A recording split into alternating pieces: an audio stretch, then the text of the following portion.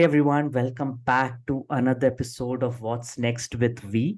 This podcast is part of the innovation series, and we have a really special guest today, Mr. Sachin Castelino. He's the CSTO, which is the Chief Strategy and Transformation Officer at InSolutions Global. Obviously, we'll get to know more of what he does at ISG, and obviously get to hear more about innovations happening in the payment space. I'm Vishal Ramaswamy, the V in What's Next with V, your host as always. Sachin, welcome to What's Next with V. Thank you so much for having me, Vishal. Awesome. Sachin, just jumping right in, right? I think you did your graduation in Australia. I believe there's so many opportunities out there as well. But Mm. you thought, okay, no, let me come back to India and kind of be part of the growth story in India. I'm sure a lot of listeners would like to know that transition. Many people leave the country for obviously greener pastures, better opportunities, but you did a different path. You took a different path. You came back to India and kind of joined the payment space in India, which is buzzing. So it would Yeah. be great to hear such in your story till date. So for me, I of course studied in India. I studied in Mumbai, born, brought up here. From there, I did a couple of years in actually in Rajasthan, and from there I looked to go to Australia. So I did my Bachelor's of Engineering, Electrical and Electronic Engineering there. And of course, computer science is something that's always fascinated me since I was a kid. So always took all the computer courses, all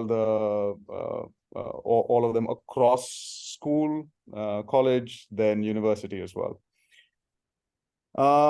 Post that, of course, there were options for me to stay back in Australia. But the one thing is that so InSolutions Global started actually by my parents in 2004, and well, it was India that gave potentially gave me that opportunity to go and study there for me to be able to go and experience other cultures and other dimensions. And the way I looked at it is that at some point in time, I wanted to see what's the biggest value that I can potentially provide to people who have provided a lot to me. And India in general has given me a lot. So maybe it was pulling on the heartstrings a little bit, or whatever that decision may be. But I thought there were more opportunities for me to provide value in India, and this was in 2011. So yeah, so then took the plunge, decided that okay, let's join the business payment space. One of the things that I always thought was that payments is something that's always going to be there. There's always going to be exchange of value between two people, two entities. That from that perspective, I decided to take that decision that okay, let's come back to India. Let's give back as much as I can. And well, 11 years later, 12 years later, I'm very happy with the decision. So Awesome. I yeah. think, yeah, I mean, I think a great decision. I think the way India is growing in terms of digital across, right, across sectors and payments specifically, right? It's just transformed. And I believe we are in the cutting edge in that space, right? I think globally advanced countries are looking at India and how we do payments. Talking about payments, Sachin, would be great to hear what InSolutions Global does. I'm sure many of them may or may not have heard about the company, but Yeah. I believe you guys are OG in this space. You've like built a lot of payment stacks for multiple banks and other financial institutions. Would be good to hear what you guys do. Who are your customers? Have you guys gone global? So it would be just good to know more about InSolutions Global. So actually, not hearing about us is by design. So we like to be incognito, anonymous, and just get on with our work. It also becomes a matter of energies, right? So where do we focus and where do we spend our energies? For the longest time for us, what was really important was to be able to provide services to financial institutions, and for them to be able to provide those services out to the end customers. So that being extremely important to us, we were very conscious about not going too much into the public eye so that we could just focus and get our work done, right? So now, of course, that is changing a little bit, but yeah. So that was the reason why we had been incognito as much as possible. So what we do is, and maybe giving you a little bit of a history about ISG and how we've evolved as an organization, might give an idea as to the things that we do. So we started off actually doing payment reconciliation. So that was one of the key pain areas, and to an extent, still remains a bit today as well. So that's the reason why we are able to we are still very much in that business, given the number of payment modes and the complexities that come in at the back. So we started off as a reconciliation services organization that then ended up using technology to help automate and make things more efficient in terms of how we do the reconciliation, how financial institutions do that reconciliation. Through that, we understood. So while we're understanding how payments flow and how payments function, and how money moves, what we were able to understand is other pain points as well, right? So from a merchant acquiring standpoint, from a card management, and now of course card is just a form factor, but how credit is offered, how prepaid instruments work. So we were able to gain an understanding as to what are the true pain points in these areas. So what we ended up doing is that over the years, so we started with the reconciliation. Then we built out an entire merchant acquisition stack. So the ability for financial institutions to be able to onboard merchants, ensure that they can accept payments, the ability to settle those merchants, and to be able to give the various bells and whistles and flexibility around working those things through. So that's something that we did, and we still continue to do. And then we also created a credit card and the credit instruments and prepaid instruments platform for us to be able to. So we're not into loans and the loan management side. What we are into is the daily usage of payments, right? So that is something that we currently focus on. So our platform is able to provide services to financial institutions and fintechs as well, to be able to provide services to their end customers from a payments perspective. That's at the broadest level I can put that. Yeah. I got it. I think pretty clear. So I just want to understand the customers that you have. I believe, I'm sure payments are across the world. I believe you have customers across. So it would be good to understand how does the customer stack look like for you? So in India, we have about 50 financial institutions that work with us. And some of these are like they're really large players within the space. Internationally as well, we are spread across APAC, where we're going live in Australia soon. We have done some work in Singapore, New Zealand, and Hong Kong. And we are in the UAE as well, Kuwait, and now we've done a partnership in Africa for us to be able to expand into that market as well. So at a broad level, these are the main markets currently that we're in, and of course there are conversations of more to come in the future, and we're working on some of those future plans. In terms of the customer profiles themselves, they are like they're some of the most well-known household brands that exist within each of these markets, and yeah, we look to provide services to them. Brilliant, Sachin. It's great to hear companies in India building really solid tech stacks and kind of positioning to the world, right, and selling across the world. I think that's a great, in a sense, encouragement to other companies as well in India across different sectors, as I say. And we're seeing that across, right, across sectors being built in India and for the world. So Yeah. Sachin, on that note, I believe since you're already across many regions, obviously I heard about the news that you guys have been invested by JP Morgan. So I'm sure people out there, listeners out there, would be quite fascinated. I'm sure this might be one of the only or maybe very few investments in the APAC region. Hmm. So would be good to hear how did that all happen? How are you working with them? What's the partnership been like? Would be awesome to hear that.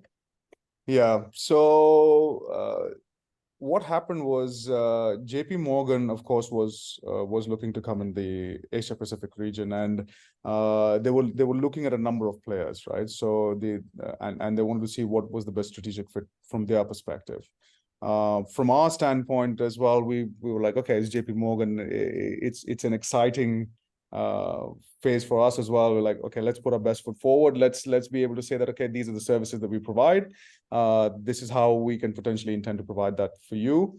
And of course, all of that presentation was done, and a lot of that work was done actually while the lockdowns were going on. So that was a very interesting experience to be able to be doing all of this completely virtually, and present to them was quite an experience.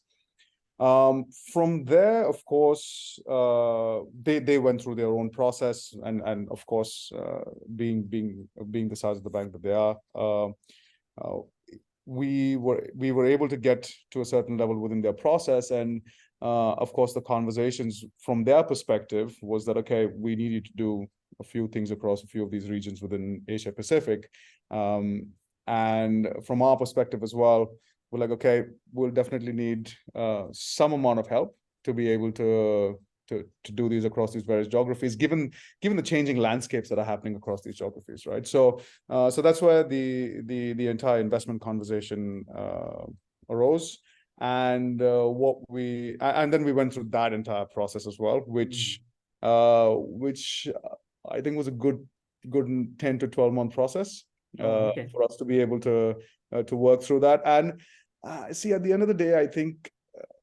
that was good.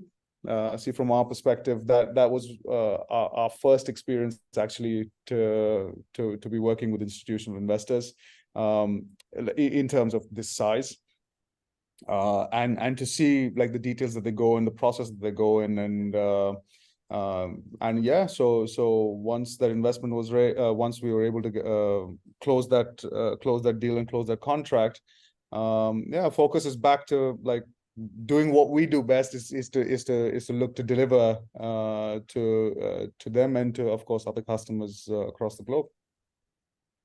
Great to hear that. I think goosebump moments when, like as you said, right, it took you 10 to 12 months. You don't Yeah. know the outcome, right? You obviously put your best foot forward, and I mean, a partner like JP Morgan, I'm sure multiple companies out there would like to partner.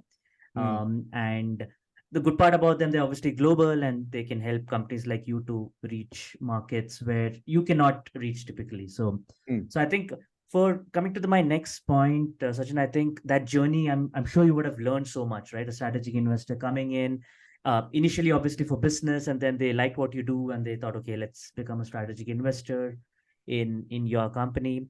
Obviously, we're seeing the fintech landscape also kind of being built over the years in the past 10, 12 years. And we're Yeah. seeing a lot of startups being built, right? Mm. Um, and a strategic investor like JP Morgan investing in a company like yours, I'm sure startups also would be like, hey, how do we get there at some point in time? So would be good to hear your views on the obviously one, the startup ecosystem, and would like to hear what InSolutions Global is kind of helping the startup ecosystem, especially in the fintech space. How are you guys helping them? So it'd be good to hear that. Right. So before I get into that, I think one of the points, at least from my perspective, that I would like to touch on is when we talk about like how someone can get to a certain space, right? So one of the things that even I keep thinking about is like, so what is our USP of actually being here, right? At all.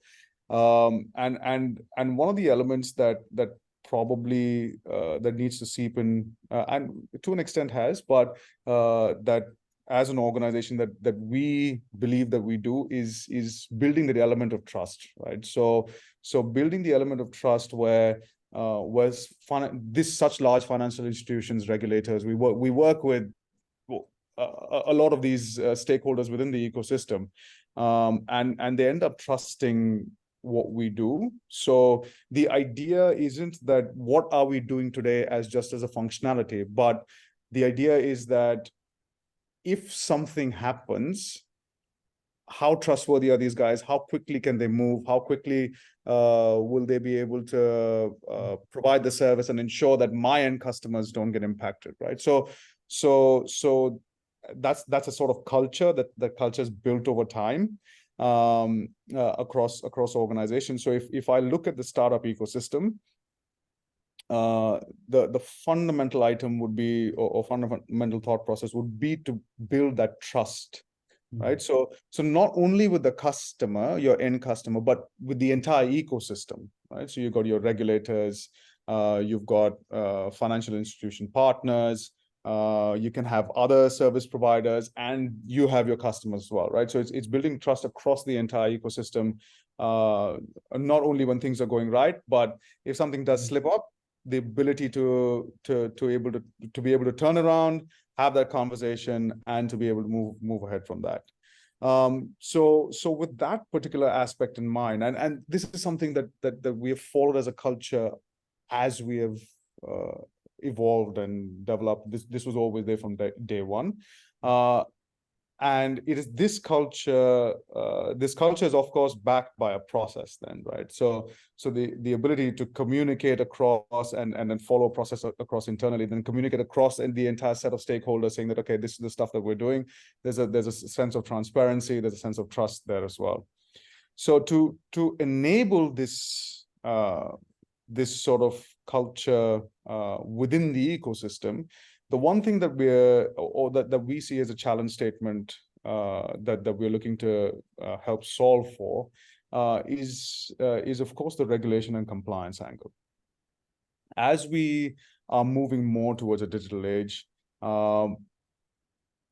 compliances and regulation are going to be more and more stringent, and the reason why that is going to happen is that because there are cases of a lot of bad actors being within the ecosystem. Bad actors, of course, work outside the rules, and the regulators are going to try as much as possible to bring to regulate these bad actors as much as they can. So I completely get it from their perspective as to why sometimes they come up with seriously hard and harsh regulations, and why they're coming down hard on organizations that are not following those rules. It is, at the end of the day, for consumer protection and for consumer service. So with this in mind, what we are doing is that the platform that we have will be compliant from a payment standpoint. In terms of the process that we have, what we do is that we explain to the partners, and to whether it be startups or any other partners that we're with. In fact, sometimes we work very closely with the financial institutions as well, so that to ensure that not necessarily that we are giving them all the right advice on a platter, but what we're doing is that we're working with them to ask the right questions. Right. So to be able to say that, okay, if I do this, what are the potential repercussions or the potential benefits later on? So the platform that we have, it's already pre-compliant. It's something that the startups don't need to worry about in terms of when they come have a conversation with us. What we do is that they of course have ideas. They have great ideas, fantastic ideas. We work with quite a few of them across the ecosystem. But at the end of the day, they sometimes don't have that exposure to compliances, and they just don't know, right? So a product stack and a business model will be built around something that will just be non-compliant. So which is where we come in and we just tell them, okay, you can do these things, you can't do a few of these things from a regulation perspective. What we're doing, so this right now is a process that we set up. As the platform evolves, what we will do is we will make it more accessible in terms of regulations and the ability to look at various industries and the ability for them to quickly pick up. Oh, so what are the regulations that I need to know about for my industry, right? So that's something that is work in progress. And then post that, so again, depending on the success of all of the things that we're doing, and accelerator is definitely on the cards. Awesome. Awesome. Yeah. I think what you mentioned, Sachin, on compliance, I think is a big value add, especially in a sector like fintech, right? As you said, there are a lot of stakeholders who kind of monitor activities, because end of the day, it boils down to the money, and fintech obviously revolves around the money, and that has to be regulated. There's no other option. I think Mm. sharing the compliance stack with these startups, they can actually focus on business and newer ideas, and the compliance is kind of taken off, right? So Yeah. I think it's a big value at Sachin. I think shout out to fintech startups out there. I think you can reach out to Sachin and team to help you in your, if you guys are kind of struggling with compliance and regulations. I think you know whom to reach.